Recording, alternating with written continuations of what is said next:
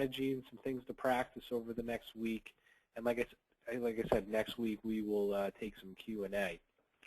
So one of the basic things that I mean, even though it's been going on 10 years, this is Facebook, I still get an incredible amount of questions, and not only questions, concern and frustration over people trying to understand what they really have with Facebook. So I'm going to try to break it down very simply and just really basic for everybody.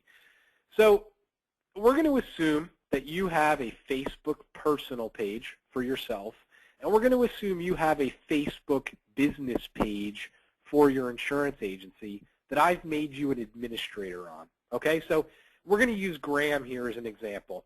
You can see that we're looking at Graham. We're looking at his page, right? This guy, gentleman, Graham Riggs. And when I click on Graham in the upper right-hand corner, it's going to take me to Graham's personal page. Okay, he has, we'll call it the big picture. He's got a big picture that he can customize. When you scroll down, you can see where he works. You can see all the stuff he's posted, right? All of you guys have that. The way you would see that is go to Facebook, click on your name in the upper right-hand corner. If I click down the drop-down arrow in the right, we can see he has a page called ABC Benefits. Okay, so when I click on that, we can see his business page for his insurance agency. Okay, and you can see all the posts on that page. Great. So those are 2 pages, right? And the third page, and this is where everyone goes crazy and gets really confused, is if I click on the home button. Okay, the home button is Graham's news feed. So anybody Graham is friends with, if they post something, it shows up on the news feed. Also, any pages that Graham likes, it could be his own business page, it could be the New York Yankees, whatever business page he likes will show up on his news feed as well if they post something. Okay, so that is a very, very, very important thing to understand, that you have 2 separate pages. You got your personal page for Graham, you got your business page for the agency, and you got the home button, which is a news feed. So what I'm going to do right now is I'm just going to go to Graham's business page, and I'm going to post something. And hopefully this will show where the confusion always occurs. So I'm on his business page, and all I'm doing here is in the right below his information, there's the posting box, and I'm posting, please check out our website, just a link to his website, and I'm clicking post. Okay? So you can see now that that has posted on his business page, right? Here it is. Check out our website. Now here's where everybody gets crazy and they start to get confused. If we go back to Graham's personal page, okay, and we look at it, we clearly do not see that post, right? His last post was 13 hours ago. It was a little joke. I don't see anything about his website, right? But when we click on the home button, what we should see, and of course I don't see it because maybe he doesn't have it set up, but what we should really see here is we should see, and let's see if I clicked on the wrong button. What we should see, here it is a post about his website. So there it is. So what my point, guys, is I find that a lot of you guys are getting very confused. You are thinking that your news feed, right, is your personal page. It's not. The news feed is shared by both the personal page and the business page. All that means is think of it like a stock ticker. All the stocks that you have and you're invested in, when they trade, you see the transaction come up here. It's no different. So my point is it's very important to understand that concept, that you have a personal page, you have a business page, 2 separate pages. So let's just go a little deeper. Let's look at his personal page. We can see that Graham has 326 friends. There it is, right there, 326, right? What that means is when he posts on his personal page, just like this silly joke about the boss, it is going to go to those 326 people's news feeds, okay? It's going to go to their home button. So again, if I click on the home, we can see the feed. When we go to his business page, the key number here, guys, is this number right here. He has 31 likes. So what that means is that 31 people are going to get his business post on their news feed. So again, I had just posted about his website. That went to 31 people's news feed. It didn't show up as Graham. It showed up as ABC Benefits. So I don't mean to harp on this. I don't mean to kick a dead horse, but this is a very, very important concept to understand, is to understand who is seeing your post, how they see it, and when you post, what distribution does it go to. So again, I will repeat one more time. The personal page and the business page, no connectivity at all. Because on your personal page, it goes to your friends. On your business page, it goes to your likes. So let's start talking strategy. Strategy number one for your agency is to get people to come to your business page and to click this like button right here. Let's see if I can highlight it as best as possible. Once they check that like button, once they click that, this number here will turn to 32. It will increase. And what that means is when you post, it will show up on their feed. Okay, so that becomes one of the basic concepts. We want to take our agency page and we want to market it to our clients. That's where we want to start with. One of the biggest mistakes insurance agencies make is they think, okay, so I have this agency page. I want to get all the people that I don't know. I want to get them, potential clients, I want to get them going to that page. I want to get them to click like, because then I'll get them to become clients. Well, that may be the case, but the reality is it's probably not going to work. So in my opinion, and from a lot of examples of other agencies being successful, what you really want to do initially is you want to get as many of your clients and people in your life that you know to click the like button. So one of the things you can do real quick is you can go to your business page and you'll see an area right here called Invite Friends. It's going to allow you to actually click this invite button and invite your personal friends. Remember, Graham had 326.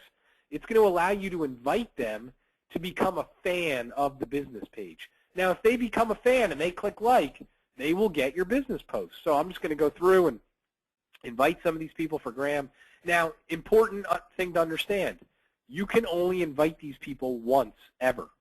So if they ignore it or they don't do it, then it is what it is. But I find that about 40% of the people you invite will become fans of your page.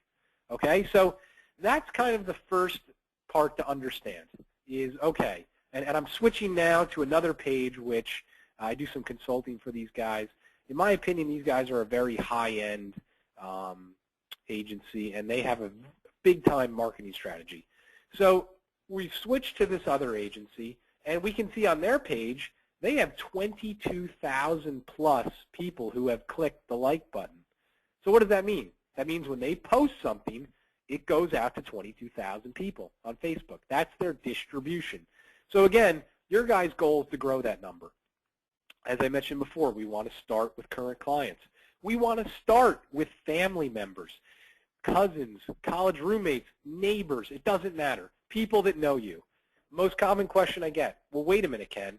You want me to get my neighbors to become a fan of my agency? I don't want to do business with them. And my answer is, good. That's not a problem.